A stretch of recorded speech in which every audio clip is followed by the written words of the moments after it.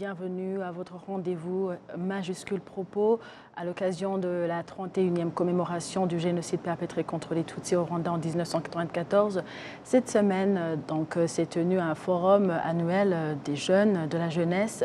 Et ce soir, notre émission sera pour rendre hommage aux jeunes qui ont perdu leur vie pendant le génocide. Et aujourd'hui, on va tout d'abord discuter sur l'unité nationale et les responsabilités et le rôle de la jeunesse. Tout d'abord, on va revenir sur un événement qui s'est passé ce vendredi où environ 2000 jeunes et des dirigeants de différents secteurs se sont rencontrés à Inale Conference Arena pour la réunion annuelle de la jeunesse, connue sous le nom de Igihango Churungano. Au cours de cet événement, les discussions ont été axées sur l'histoire du pays et visaient donc à expliquer aux jeunes leurs responsabilités et maintenir fermement le pacte de la citoyenneté rwandaise. On y revient. Le programme de la jeunesse Igihango Churungano se tient à Inale Conference Arena dans le but de commémorer le génocide perpétré contre les Tutsis, en particulier la jeunesse qui a été victime du génocide commis contre les Tutsis en 1994 et de passer le pacte selon lequel le génocide ne se reproduira plus jamais.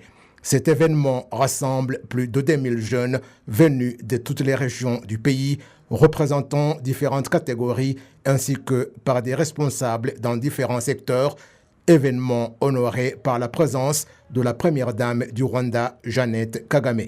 Le programme Jeunesse Igihango Churungano est une excellente occasion de renforcer l'importance du partage des connaissances historiques entre les générations et de rappeler à chaque génération ses responsabilités, en particulier à une époque où certains déforment l'histoire du génocide perpétré contre les Tutsis à travers les réseaux sociaux dans le but de tromper le monde et les jeunes du Rwanda. Aujourd'hui, en tant que jeune, vous êtes entouré par beaucoup d'informations provenant des réseaux sociaux et des personnes individuellement. Il y a actuellement des gens qui se sont proclamés des experts sur le Rwanda, de telle manière que chacun se réveille en pensant avoir quelque chose à dire sur lui, soi-disant qu'il cherche ce qui est bien pour les Rwandais, comme l'indique cet adage rwandais qui dit que celui qui compatit beaucoup pour un enfant plus que sa maman. Vous comprenez ce que je veux dire. De tout cela que vous entendez, le plus intelligent, c'est celui qui sera capable d'user de discernement et d'analyse pour savoir ce qu'il doit comprendre et suivre. Vous qui êtes encore jeune, il y a autre chose que nous devrions vous demander en tant que parents, mais en fait, vous n'êtes pas si jeune pour ne pas comprendre pourquoi il est important d'être ferme sur la véracité de notre histoire et poursuivre la commémoration et la reconstruction et que tout soit fait au même rythme. Chers enfants, ne vous en faites pas. Nous vous comprenons et nous sommes là pour que nous puissions avancer ensemble dans ce processus. Ne vous laissez pas sombrer dans les meurtrissures et n'acceptez pas qu'il y ait quelqu'un qui vous divise encore une fois et continuez d'être des jeunes braves qui préservent ce que l'histoire nous a enseigné. La première dame du Rwanda, Jeannette Kagame, a également exhorté les jeunes de continuer à jouer un rôle actif dans la construction de la nation, de préserver les acquis du Rwanda et de combattre l'idéologie du génocide. Elle leur a également demandé de se rappeler que le Rwanda appartient aux Rwandais et qu'il n'y en aura pas d'autres, leur rappelant qu'il est interdit de saboter sa patrie et les a invités à aimer leur pays car personne d'autre ne les fera à leur place. Parmi les activités prévues, les jeunes participeront à des discussions en groupe avec des responsables de divers secteurs afin de leur donner l'opportunité d'exprimer leurs opinions sur divers sujets. Ces majuscules propos, on parle de l'unité nationale, responsabilité et rôle de la jeunesse. On est avec Dr Eric Ndushabandi, qui est professeur à l'Université du Rwanda et qui est passionné dans le mentorship de la jeunesse. Bonsoir. Bonsoir Amandine. On est aussi avec Eunice Ingabire, qui est directrice de développement stratégique à PLP. Bonsoir. Bonsoir à toi. On est également avec Ruti Joël, artiste professionnelle et patriote. Inole, bonsoir. Bonsoir. On va commencer avec Eunice. Vendredi, tu as participé au forum. C'est quoi ton commentaire par rapport au message de la Première Dame? Ce que j'ai retenu, c'est que la première dame, premièrement, elle nous a rappelé notre responsabilité en tant que la jeunesse. Elle a commencé son discours en disant que nous n'avons pas choisi notre histoire en tant que Rwandais, mais que ce pays est né en nous et que nous sommes nés dans ce pays. Donc, coûte que coûte, quoi qu'il en soit, nous avons avec nous cette responsabilité de protéger notre pays, de connaître l'histoire de notre pays pour pouvoir faire face à ceux qui veulent cacher la vérité, ceux qui veulent, qui amènent le négationnisme, qui les propagent partout, tout autour du monde et ici au Rwanda. Et aussi vraiment de comprendre notre responsabilité en tant que la jeunesse, qu'il est temps qu'on se lève, il est temps qu'on apprenne de l'histoire, il est temps qu'on s'unisse nous tous ensemble pour pouvoir faire quelque chose contre tout ce qui arrive dans le moment, contre l'idéologie du génocide. Oui, en quelques mots, c'est ça le message. Alors, merci. Et Joël, de ton côté, c'est quoi le message que tu as retenu de ce qu'on vient d'écouter par rapport au message de la Première Dame qui a encouragé la jeunesse à prendre la responsabilité de préserver l'unité nationale? Merci. Ce que j'ai entendu et ce que j'ai compris, c'est que elle a dit que notre pays, c'est notre pays. Nous avons la responsabilité de protéger notre pays et de savoir de plus en plus l'histoire de notre pays parce que personne ne le fera pour nous. Donc on est là, le pays est le nôtre, l'histoire c'est la nôtre, alors c'est à nous de prendre cette responsabilité pour dire la vérité. Voilà, parce que le pays est à nous, quoi. Merci. Alors, docteur Eric, je pense qu'aujourd'hui, vous pouvez être fier parce que vous êtes ami de la jeunesse, vous êtes éducateur. Qu'est-ce que vous avez retenu c'est quoi votre commentaire par rapport au forum qui s'est tenu vendredi? Merci beaucoup. C'est vrai, je suis ami de la jeunesse. Merci de mentionner ça. C'est très passionnant. La première chose que je peux commenter d'ailleurs par rapport à ça, je n'ai pas été dans cette conférence, mais j'ai entendu la rediffusion du discours de la Première Dame. Je retenais le sens de responsabilité. Et pour moi, le sens de responsabilité, j'ai 3 niveaux. Le premier niveau, c'est la responsabilité sociale de l'enfant. Comment il se développe. Du point de vue social, dans nos familles, c'est par là, la première socialisation de l'enfant. C'est là que le sens de responsabilité, rien que voir une cuillère qui est tombée et sentir que ça le concerne. Voir qu'il y a une poussière sur un écran, que c'est sa responsabilité de nettoyer. Mais aussi aller en dehors, voir qu'il y a un arbre qui est tombé sur la route ou une pierre, déplacer la pierre. Ça sort du cercle familial. Et là, ça t'amène tout de suite à l'église où l'enfant est, la première chose. Je ne pense pas que l'Église nécessairement développe le sens de responsabilité chez les jeunes, mais il y a toute cette transmission des valeurs chrétiennes, islamiques et tout. De là, cette responsabilité sociale grandit dans l'enfant qui le prépare au niveau 3e. Ça, c'est le niveau 3e. Et je vais d'abord le chercher, cet enfant, cette jeunesse, là-bas d'abord. Comment ce sens de responsabilité sociale est développé chez l'enfant et chez les jeunes plus tard. C'est vrai, ils vont dans les écoles, ils vont dans les universités, ils passent le temps et c'est peut-être la dernière fois qu'ils sont en famille. Mais là, les milieux de socialisation, les universités, les écoles, comment ces écoles développent le 2e niveau? C'est la responsabilité de l'autonomie et de l'autodétermination. L'enfant qui a grandi, la jeunesse qui a grandi, devait avoir amené la capacité d'avoir l'autonomie, de réfléchir, de créativité et d'innovation. C'est là qu'on cherche la jeunesse. Et ça, c'est une responsabilité maintenant par rapport à soi et à son avenir. Il commence à penser à son avenir. Et là, effectivement, il y a beaucoup de choses à raconter à ce niveau-là. J'imagine que les jeunes comprennent ce niveau-là et ils peuvent nous dire à quel niveau notre jeunesse est prête à s'autodéterminer et à décider son futur par l'innovation, par la créativité. 3e niveau maintenant, dont on parle là, la Première Dame, c'est un niveau de responsabilité politique. Il faut que les gens comprennent qu'il y a différents niveaux. Du point de vue politique, quand on commence à te parler de la nation, du pacte, Igihango, au fait, tu es au niveau de la participation citoyenne du troisième niveau. C'est-à-dire, tu connais la chose publique, l'intérêt public, tu peux te faire élire, tu peux jouer une responsabilité, tu peux être nommé par le gouvernement, mais sans ça, tu peux aussi travailler socialement sans nécessairement regarder à l'État comme producteur du travail, de l'emploi, qui dépend du deuxième niveau d'éducation. Ouais. Alors, le niveau de responsabilité maintenant politique dont on parle ici, soyez les garants de votre destinée, soyez les garants de l'avenir. Moi, ces trois niveaux sont très liés. Et là, on peut questionner chaque niveau. Et moi, j'y vois, au fait, par exemple, à l'éducation des valeurs, à l'éducation civique, à l'éducation politique, où on dit à un jeune que désormais, n'acceptez pas l'idéologie du génocide. N'acceptez pas quelqu'un qui vienne faire reculer ce que la nation a déjà construit. Donc ça, c'est le niveau supérieur. Alors, moi, la question que je vous ramène, comme vieux, c'est dire en quoi est-ce que notre jeunesse est préparée, sans mentir, à toute sincérité, le discours de la première dame, comment est intégré dans la vie du jeune aujourd'hui.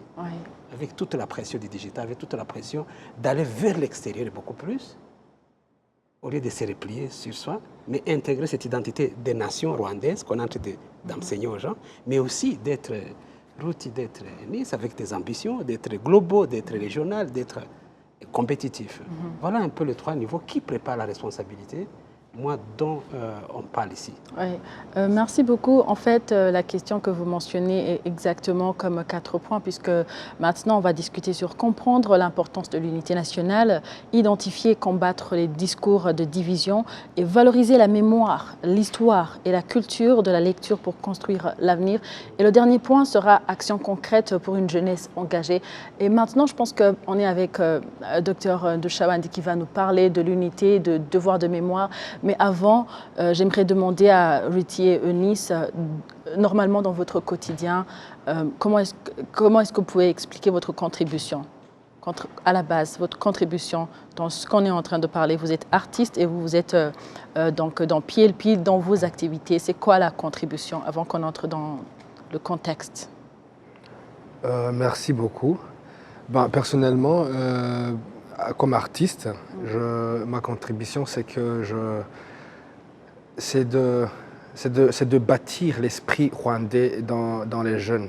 Donc, ma contribution, c'est de chanter les chansons, donc à travers ma poésie, mon art, c'est de chanter les chansons surtout basées à notre culture, parce que je trouve que les jeunes doivent connaître leur culture, parce que j'ai l'impression que les jeunes d'aujourd'hui sont vraiment emportés par...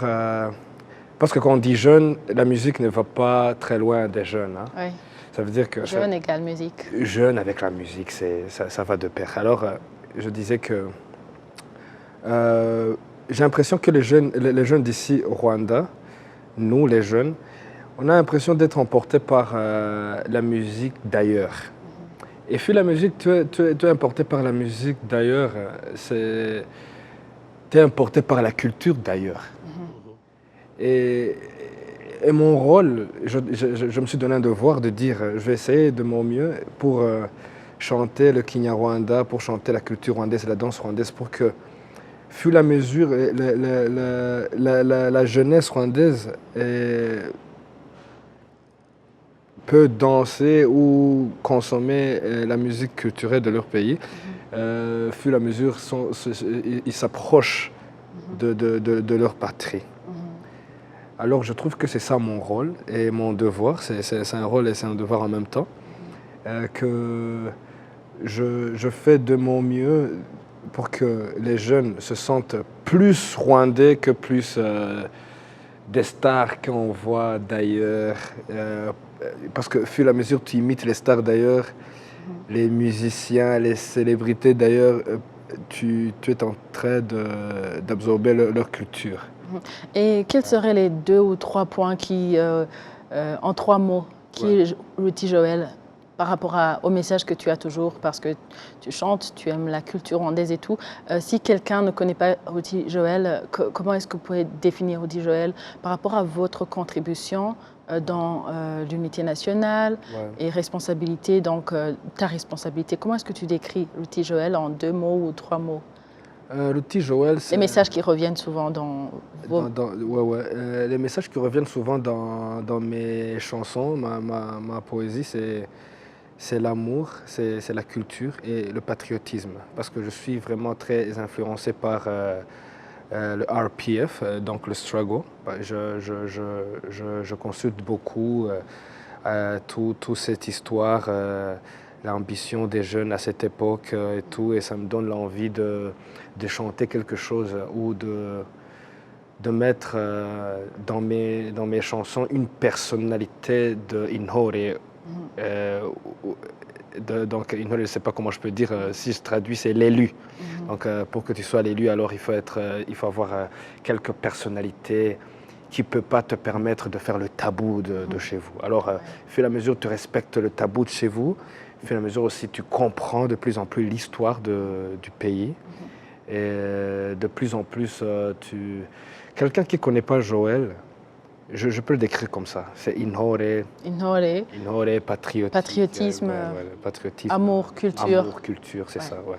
Merci. Et Eunice, en t'invitant, j'avais été vraiment impressionnée par ta préoccupation de voir que même les moins de 18 ans, il peut y avoir, c'est quelque chose qu'on n'a pas, on ne s'était pas attendu à savoir qu'il peut y avoir de l'idéologie génocidaire dans les enfants. Alors, toi, ta contribution, c'est laquelle? Je vais en parler d'un point de vue personnel et professionnel aussi. Comme j'avais dit, je viens de PLP, qui est une organisation qui a eu pour mission de ramener la jeunesse. Au fur des années, il y avait un constat qu'il y avait un vide, il y avait une présence des jeunes qui n'étaient pas engagés ou qui ne participaient pas aux événements de la commémoration. Alors PLP est venu pour trouver une façon, une solution, un remède qui puisse pousser les jeunes à participer à ce genre d'événement pour la commémoration. Et ce qu'on a pu faire en tant qu'organisation, c'est de ramener des jeunes qui viennent de partout dans le pays, de tous les âges, vraiment des bas âges, de 13, 14 ans, des adolescents, de pré-ados. Et on a pu ramener tous ces jeunes à comprendre ce que c'est que la commémoration, à comprendre la responsabilité que la jeunesse a pour préserver la mémoire, comme on l'a si bien dit, mais aussi pour défendre le pays contre le négationnisme et l'idéologie du génocide. Mais maintenant, ce que vous avez dit quand vous avez commencé, c'est qu'on ne s'était pas aperçu qu'il y aurait un moment où on ferait face à des enfants, vraiment des ados, des enfants de 12 ans, des enfants de 10 ans qui ont une idéologie. On se demande, attends, mais bon, comment ça se fait? C'est quel point qu'on n'a pas capté ou qu'on n'a pas su discerner auparavant. Alors, ce que nous essayons de faire vraiment, c'est, nous avons des clubs dans presque toutes les écoles au Rwanda. Nous avons des enseignements qu'on a pour parler de génocide, qui enseignent le génocide, mais c'est une organisation par les jeunes et pour les jeunes. Donc vraiment, ça vient des jeunes motivés, des jeunes qui ont pu se renseigner, qui ont pu apprendre de l'histoire, qui passent tous ces enseignements à la génération qui est encore moins âgée. Ce qu'on fait, c'est qu'on a tous ces enseignements, on invite, on essaie de faire de notre mieux pour que la jeunesse, surtout la jeunesse, la jeunesse je n'ose pas dire que c'est une jeunesse qui n'est pas vraiment en âge de comprendre, parce que je me dis que à tout âge, il y a un certain degré ou maturité à avoir pour pouvoir comprendre le propos du génocide, génocide perpétré contre les Tutsis, mais aussi je me dis qu'à tous les niveaux, à tous les âges, c'est possible d'enseigner. Alors ce qu'on essaie de faire, c'est de contextualiser tous ces enseignements au niveau où les jeunes peuvent entendre, mais aussi prendre responsabilité. Nous avons les jeunes qui organisent Walk to Remember par exemple. Ce n'est pas organisé par des personnes âgées. C'est vraiment la jeunesse qui vient ensemble. C'est la jeunesse même auparavant qui est venue, qui a eu cette initiative d'organiser Wakturma Bonzan, la jeunesse qui organise. Je parle encore pour PLP, Kudicha Anilo, qui se tient maintenant au Rwanda et au Canada. Nous avons Our Past. Nous avons beaucoup d'initiatives organisées par les jeunes, pour les jeunes. Et c'est avec toutes ces plateformes, tous ces plateaux, que ce qu'on fait, c'est qu'on a, heureusement encore, on a le pouvoir on a cette facilité d'approcher les autorités. Donc, on a cette facilité d'avoir des informations vérifiables, si je peux me permettre. Et aussi, on a cette facilité de pouvoir parler aux personnes âgées qui viennent maintenant s'adresser à la jeunesse, donc il n'y a plus ce vide, il n'y a plus ce gap entre générations. Et ce qu'on essaie vraiment de faire, qu'on a déjà fait, mais c'est un processus, il y a encore un chemin à faire, c'est vraiment d'amener les jeunes à leur faire comprendre que notre histoire, c'est vrai qu'elle est amère, mais c'est notre histoire à nous tous. On a tous une part de responsabilité à la comprendre. Je dis toujours que c'est notre responsabilité d'apprendre de cette histoire. Parce que, comme vous le dites, sur les réseaux sociaux et partout, on fait face au négationnisme, on fait face à des informations qui ne sont même pas vraies, qui ne sont pas vérifiées, qui sont incorrectes, mais des informations aussi qui sont si bien présentées que si tu as un garçon, une jeune fille de 15 ans, de 18 ans, qui n'a pas pris le temps d'apprendre sur l'histoire ou qui n'a pas eu, je dirais, cette grâce d'apprendre à l'école ou à apprendre en famille, cet enfant-là ne pourra pas discerner que ce message ou que cette information que je reçois n'est pas vraie, n'est pas correcte, parce que c'est si bien présenté.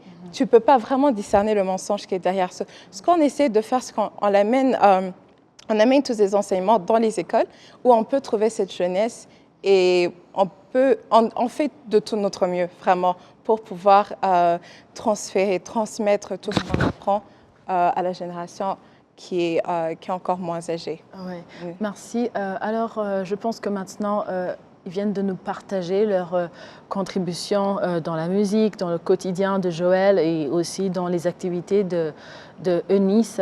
Alors, pour comprendre l'importance de l'unité nationale, parce que là maintenant elle a précisé quelque chose de très important, une préoccupation ou bien voir qu'est-ce qui a manqué, qu'est-ce qu'on n'a pas fait pour que maintenant on se retrouve face à un problème d'un enfant de 12 ans qui a une idéologie négationniste de génocide, ou bien tout ce qui va avec le négationnisme, génocide.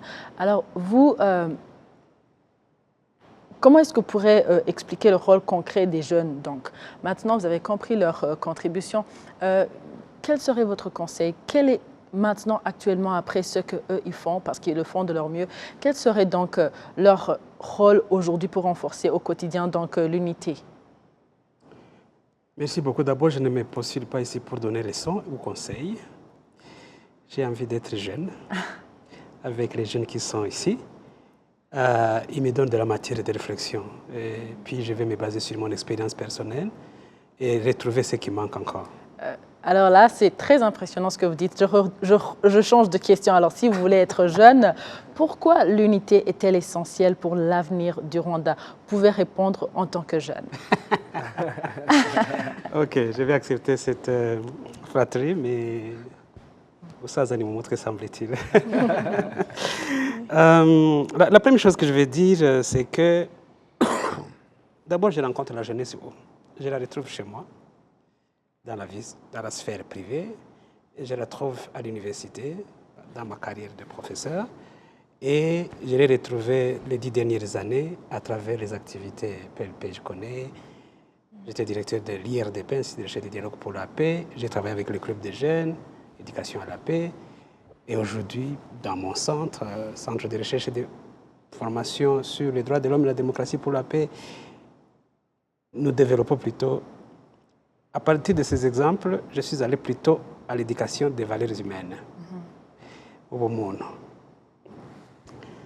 De ce point de vue, avec toutes les expériences, avec les approches artistiques et les approches youth-led organization, ou alors des organisations conçues par les jeunes et dirigées par les jeunes et pour les jeunes. J'ai beaucoup aimé les concepts. Je suis passé par ces approches et ça rejoint effectivement mon deuxième niveau de responsabilité, c'est la créativité et l'innovation, mais aussi c'est d'ouvrir des espaces alternatifs par rapport à ceux de l'État, le politique producteur d'un message, d'une orientation, d'un idéal, d'unité de réconciliation. Alors l'adhésion, me poser la question d'adhésion, qu'est-ce qu'il faut faire? Non, qu'est-ce qui a manqué et puis qu'est-ce qu'il faut faire? Je cadre l'enfant, la jeunesse, je l'ai commencé en famille. Je pense qu'il y a quelque part où on n'arrive pas. Ou alors on arrive, mais de façon, j'allais dire, spontanée ou sporadique. C'est l'éducation des familles, c'est à l'intérieur des familles. Comment les discours d'unité et de réconciliation est porté par les familles, par les aînés, comment il est transmis aux jeunes. Quand quelqu'un commence à se poser la question d'unité nationale, en fait, il a déjà traversé beaucoup d'autres étapes. Il est passé par plusieurs milieux. Pour qu'il soit conscient de dire, ah oui, qu'à 12 ans, que ça devient un objet de réflexion, ça devient un objet de prendre des responsabilités, de jouer un rôle et de se dissocier des discours de haine. Et jusqu'à se dissocier des discours négationnistes comme les deux niveaux l'éthique. La famille, donc. À cet espace,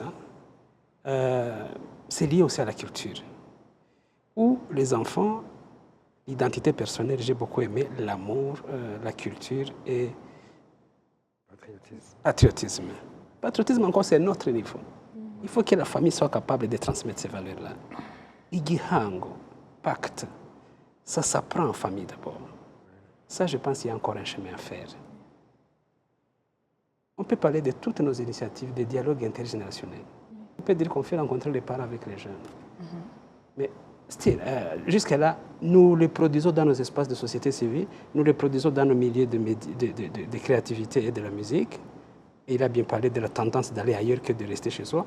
Et donc, self-awareness, l'autoconnaissance, la connaissance de soi, elle est construite à la famille. Et ça inclut l'amour, ça inclut le patriotisme de la nation. Et là, il faut vraiment du travail. Et là, les enfants de 12 ans, ils sont là. Alors, prendre la responsabilité de parler de la mémoire, de préserver la vérité, de la défendre, ça va avec le niveau d'éducation et la cohérence entre les discours politiques et les discours de l'enseignant en classe. Là où nous passons tous. L'enseignant en classe, sa capacité de parler de l'histoire, sa capacité de parler de culture, la plupart, ils s'en dissocient. Surtout que le workload, ou alors comment on appelle les workload, les horaires sont serrés. Ils sont cadrés. On ne sait pas que cette matière d'amour, de culture, de patriotisme devait s'intégrer dans toutes les matières, y compris les mathématiques, la chimie, la physique. Ça devait être intégré dans tout discours d'éducation. C'est là qu'on ne forme pas des gens qui courent derrière le travail, mais vraiment des bons leaders, qui iront dans des bureaux, dans des espaces, pour vraiment transmettre ce que tu dis là. Et enfin,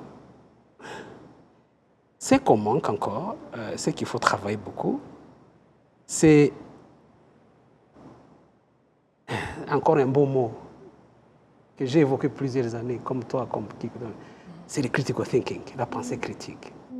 On pense qu'on le fait suffisamment, on pense que la jeunesse suit, mais nous sommes menacés par la vitesse du développement, par la vitesse du digital, que l'esprit critique qui consiste au fait à être producteur d'un contenu, et au lieu d'être consommateur.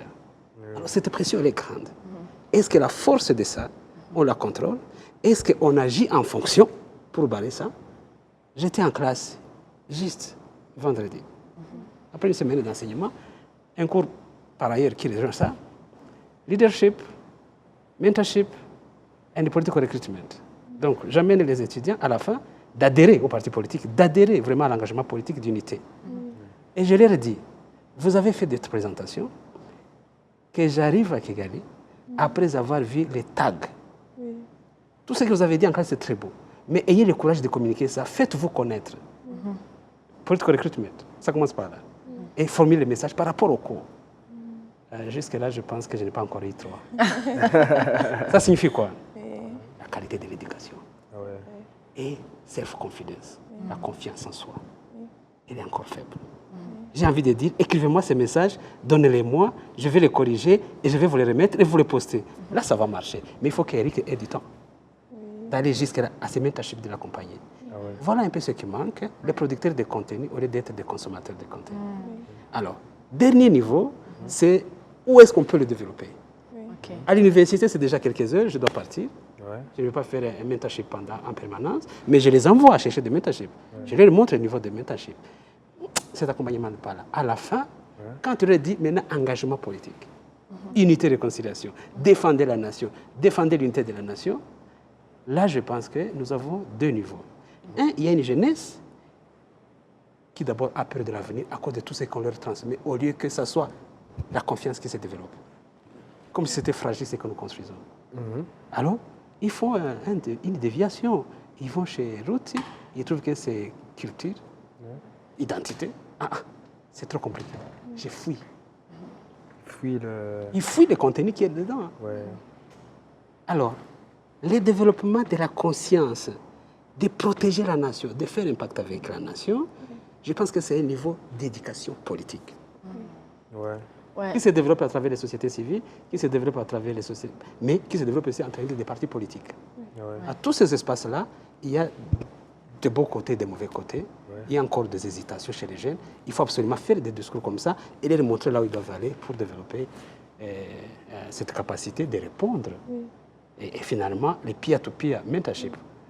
C'est très intéressant ce que vous faites, d'entendre qu'un jeune s'occupe de son plus jeune. Ils sont encore tous jeunes. Ils sont tous jeunes, ils comprennent le contexte.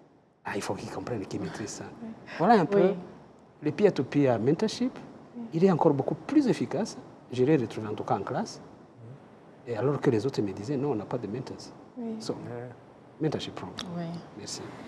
Alors, on revient sur le contexte. On est en train de discuter autour de l'unité nationale, responsabilité et rôle de la jeunesse. Donc, c'est la prise de conscience. On a entendu Joël qui s'est donné un objectif, d'être comme ambassadeur de la culture rwandaise pour parler de sa nation, partager la culture.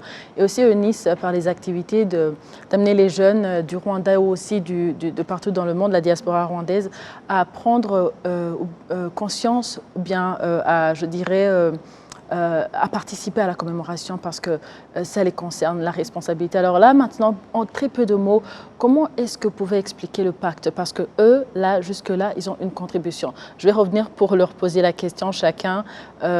Maintenant, quand vous participez à différentes conversations ou bien forums, il y a une contribution, il y a une responsabilité, mais le pacte, il va nous expliquer le pacte, le sens du pacte, et puis nous, on va discuter sur c'est quoi le pacte par rapport à vous maintenant, actuellement. Et le contexte maintenant, donc, c'est marqué par la mémoire et la résilience et l'héritage d'un passé douloureux, comme Eunice l'a dit. Les jeunes ont un rôle irremplaçable à jouer pour préserver la paix et bâtir un avenir commun. Donc à travers notre discussion maintenant, on va revenir surtout sur les responsabilités individuelles et collectives des jeunes dans la consolidation de l'unité, tout en mettant en lumière les voix donc inspirantes de ceux qui œuvrent chaque jour pour une société rwandaise forte, inclusive et tournée vers l'avenir. On revient sur le pacte avec vous. Le vrai sens du pacte. Il y a le pacte. Le pacte, c'est d'abord dans des mots ordinaires pour la jeunesse qui nous écoute, c'est un lien fort. C'est ma chose. Tout simplement. C'est my business, the nation. Arrivé à ce point-là, il y a tout un travail qui doit être fait. C'est le troisième niveau d'engagement ou de culture politique, où on s'approprie la nation comme sa chose, où tu as des devoirs, mais aussi tu as des droits. Et donc le pacte signifie que cette nation préexiste depuis des générations. Cette nation a produit mon identité à travers ma famille. Il faut le faire comprendre déjà par là. Il y a des gens qui pensent qu'ils ont commencé à vivre seulement il y a 30 ans. Et comme s'ils doivent aller dans n'importe quelle direction. C'est ce retour de mémoire qui est très important. Et qui, finalement, mémoire et identité deviennent ensemble. Deuxième niveau de renforcement de ces capacités-là, de conversation, il faut qu'ils soient eux-mêmes producteurs d'un contenu qu'ils ont lu, qu'ils ont entendu, qu'ils écoutent Eric, qu'ils écoutent Luthier et tout, mais après qu'ils soient capables d'en tirer les leçons. Là, c'est le sens de responsabilité de dire « Ah, moi aussi, je peux faire ça, au fait, pour protéger ma nation. » De ce niveau-là, là, le pacte devient réel. Parce que je joue mon rôle au concret. Il ne faut pas jouer tout. Et c'est là, en fait, le pacte qu'à un moment donné, quand on le dit comme ça, on pense que c'est être ministre. L'engagement politique. Ce qui n'est pas ça. Oui. Les liens avec la nation fait de toi d'abord un responsable social et de façon permanente. Tu défends ses valeurs, tu défends ses cultures et tu défends sa vie. Voilà un peu. Là, c'est le côté qu'il faut travailler et c'est déjà fait beaucoup de choses. Et puis nous en parlons comme si jeunesse égale jeunesse partout. Non. Il y a des jeunes du quartier, de la ville, mais il y a des jeunes des milieux ruraux. J'ai eu l'occasion de travailler avec eux, avec les différentes approches, que ce soit dialogue, que ce soit les approches artistiques. On sait voir que le problème, c'est nous, encore une fois. Il faut avoir la créativité de chercher des méthodes appropriées qui les attirent. À dire, ah, voilà la nation et voilà ton rôle. Rappelle-toi chaque fois que, toutes les fois qu'il y aura ça, quelqu'un aura touché à ton pacte que tu as avec la nation. Et il faut agir, parce que c'est ta chose. Et c'est une éducation permanente. Ingando fait ça, Itorero a fait ça, et aujourd'hui nous avons des jeunes comme ça maintenant qui prennent responsabilité et qui travaillent dans des espaces différents et qui sont dans l'autodétermination, sans nécessairement travailler pour l'État par exemple. Tu as à donner à ta nation, c'est ça le pacte. La nation t'a déjà tout donné. Les FPR qui a libéré ce pays, avec le président, ils ont tout donné, ils étaient jeunes. C'est des jeunes, ils les sont, à travailler beaucoup. Je vais me limiter là. Oui, bien sûr. Merci, Merci beaucoup. Alors, il termine par la nation t'a tout donné. Maintenant, tu dois quelque chose à la nation. Pacte, c'est comme un lien. Alors, pour répondre, pour faire un commentaire à ce qu'il vient de nous dire, ma question est de comment donc comptez-vous valoriser la mémoire, l'histoire et la culture de la lecture pour construire l'avenir? C'est dans le même contexte. Oui. Tout d'abord, je pense que je l'ai dit, mais je le dirai pas assez souvent. C'est que premièrement, il faut se sentir concerné. Et j'ai beaucoup aimé quand la première dame a commencé son discours en nous rappelant notre sens de responsabilité, en nous rappelant que personne d'autre ne le fera. Non, personne d'autre le fera, mais aussi elle a commencé par dire que elle est consciente que notre histoire est amère. Mais aussi, elle est à nous cette histoire. On ne peut pas faire autrement, on ne peut pas changer ce qui est arrivé. Mais on a le devoir en tant que Rwandais, c'est notre histoire, on est concerné, on a déjà ce pacte envers notre pays, on est né dans ce pays, on a cette nationalité, on a ce devoir en nous, patriotique, mais juste, je pourrais dire inné, c'est en nous, c'est ancré dans notre... c'est ancré en nous. Mais après, qu'est-ce qu'on fait en retour? Comme il a dit, est-ce qu'on se sent concerné? Est-ce qu'on prend part?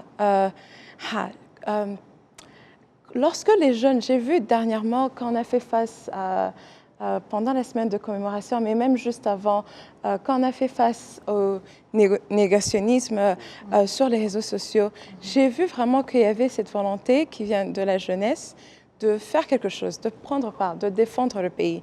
Mais après, je me dis que c'est bien, c'est déjà un pas vers l'avant, mais je me dis aussi qu'on devrait encore retourner en arrière et s'assurer qu'on apprend vraiment de notre histoire.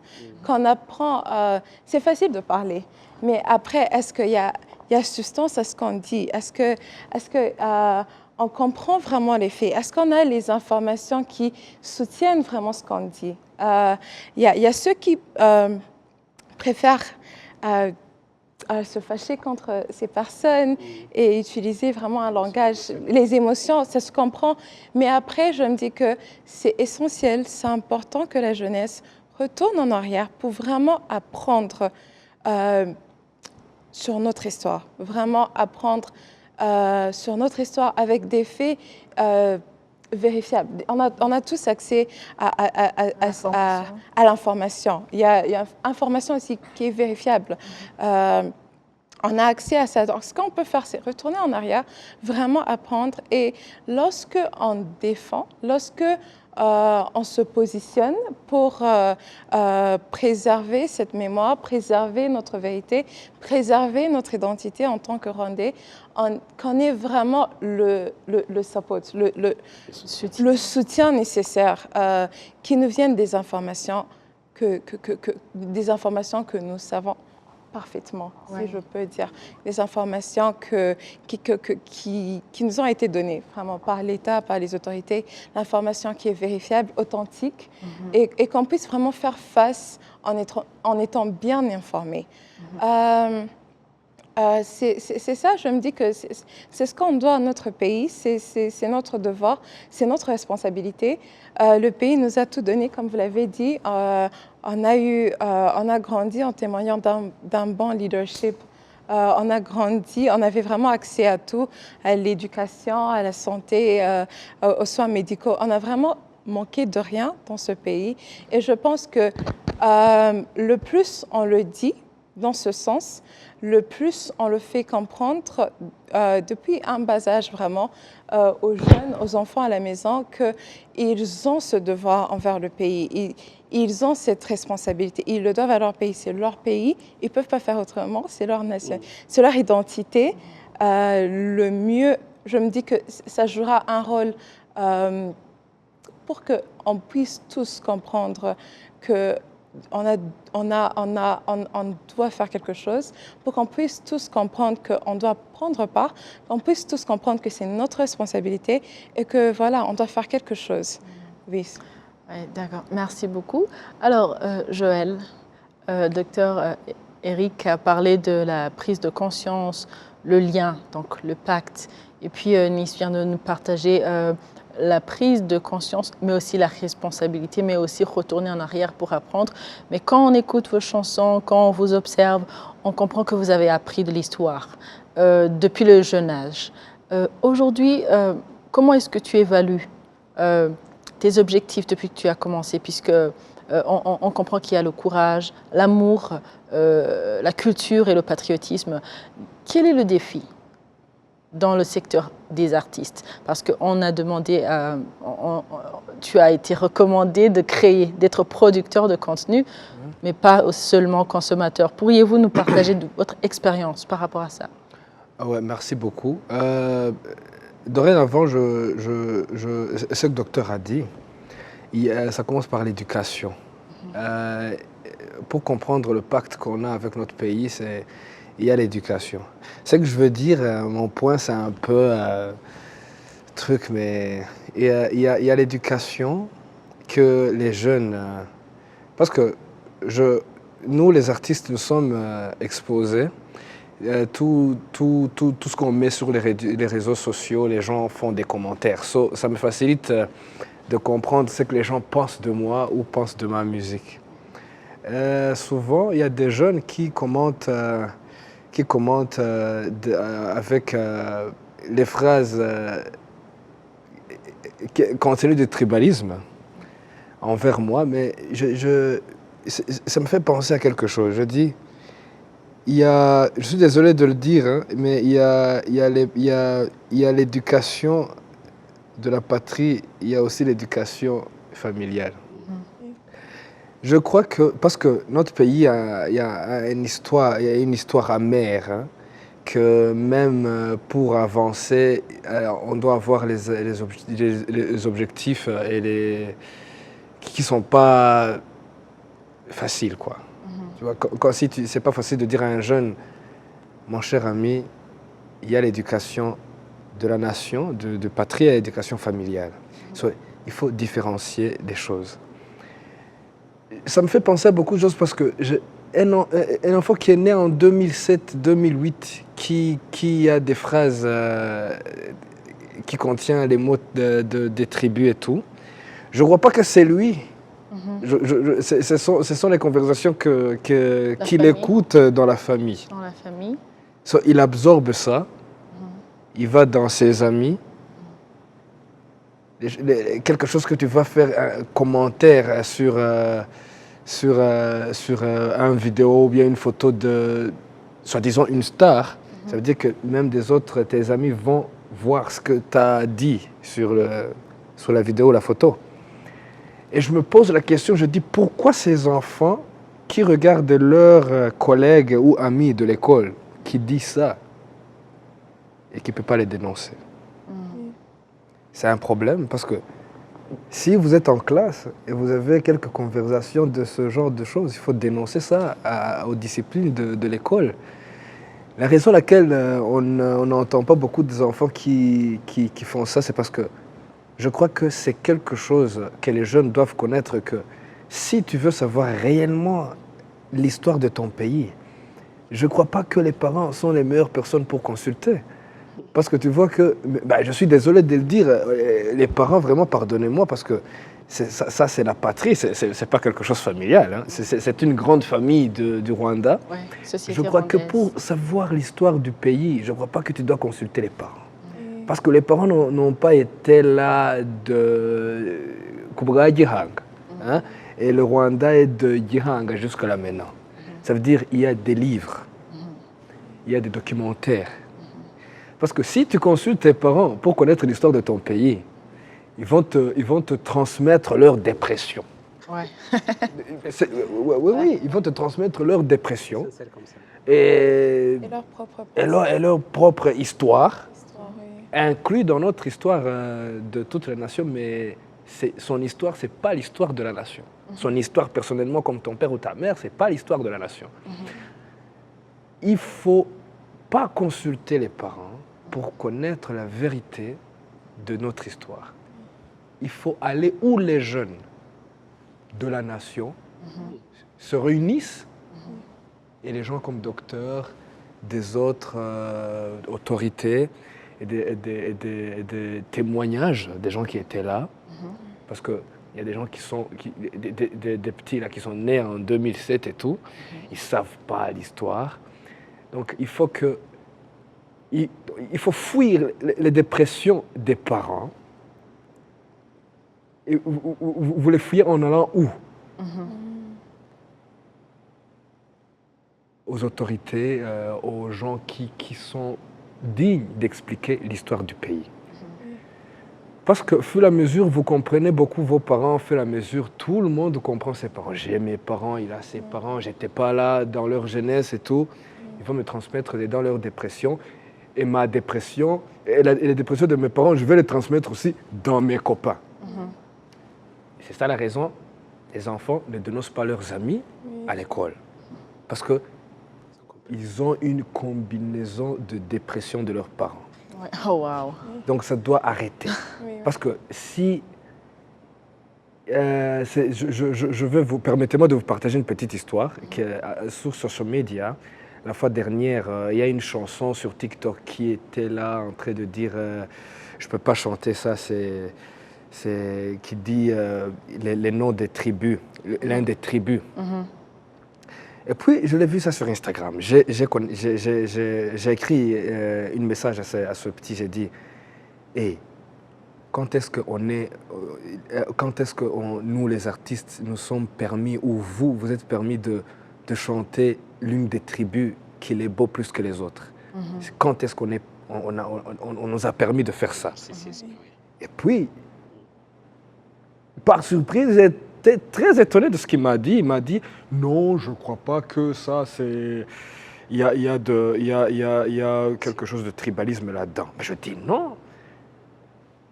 Tu as bien compris ce que je t'ai dit. Il faut d'abord comprendre ça. C'est très honteux d'un jeune qui vit ici au Rwanda et qui poste ça sur Instagram en disant l'un des tribus qu'il est plus beau que les autres. Ça c'est vraiment... Parce qu'il a vu, il y a aussi quelque chose, les jeunes, il faut penser. Toute chose que vous voyez sur social media qui trend, avant de les poster, toi, sur ton account, il faut d'abord penser. Ouais, les tendances. C'est pas suivre tout. En Kinyarwanda, on dit « Nyamukurikiriza ». Donc, c'est pas ça. Un Rwandais, il doit penser, il dit « Tu dois d'abord analyser, ça c'est quoi, qu'est-ce qu'il dit, qu'est-ce qu'il chante ?» par après tu postes. Il y a un problème dans les jeunes de dire les mots de tribalisme et ils ne sont pas dénoncés même dans leur école. Parce qu'on les voit sur Twitter, X. On les voit. La dernière fois, il y avait le problème de Gims et leurs amis, les artistes là-bas, le concert en France, à Paris.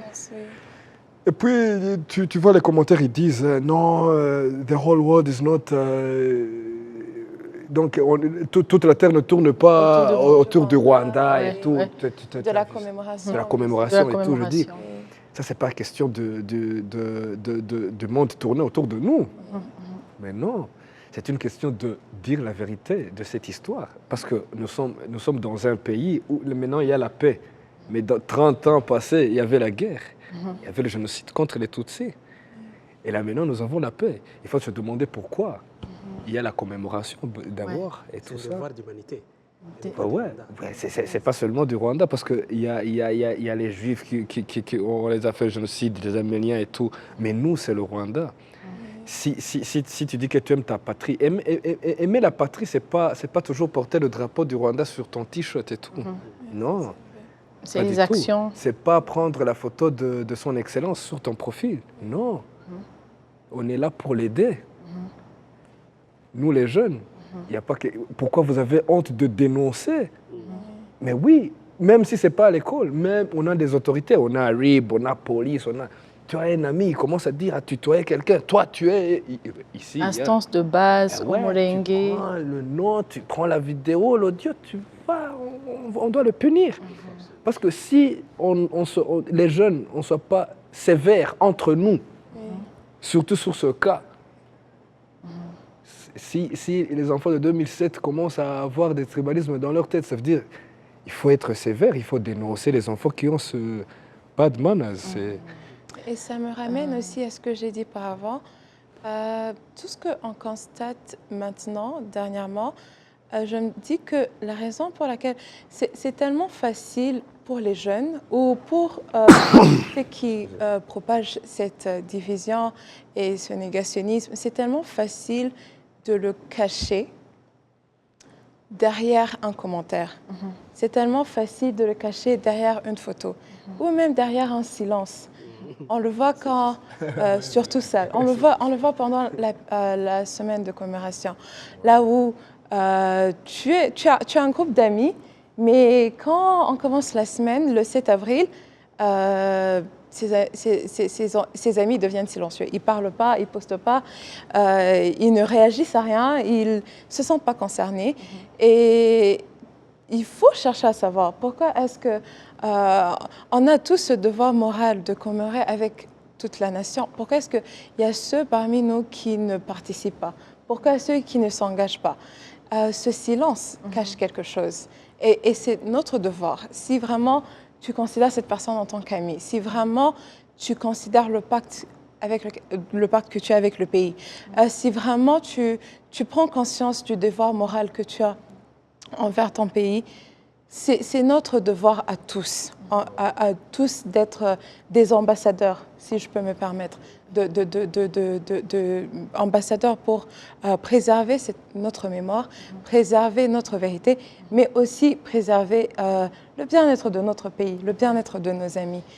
Il faut chercher à creuser pour savoir ce qui ne va pas dans notre société. Ouais. Le temps, en fait, nous fait défaut. J'ai envie de faire la magie pour qu'on puisse étendre. On a juste 1 minute 30 secondes pour que chacun de nous parle de le pacte à partir de ce soir, parce qu'on vient de parler de l'unité nationale, responsabilité et rôle de la jeunesse, parce que vous aussi, vous allez nous partager, parce qu'ils nous ont parlé de leur propre expérience. On commence par Joël et puis on continue 15 secondes. On va essayer de respecter le temps. Ouais. Pour le pacte, ce que je voulais dire, c'est pas très loin de ce que j'ai dit. Les jeunes, pour mieux... Ce que personnellement, toi, tu vas faire à partir de ce soir, pour être solution à tous ces défis qu'on voit. C'est continuer ce que je fais, la culture pour influencer beaucoup de jeunes à aimer leur pays à travers la culture et être près de leur patrie.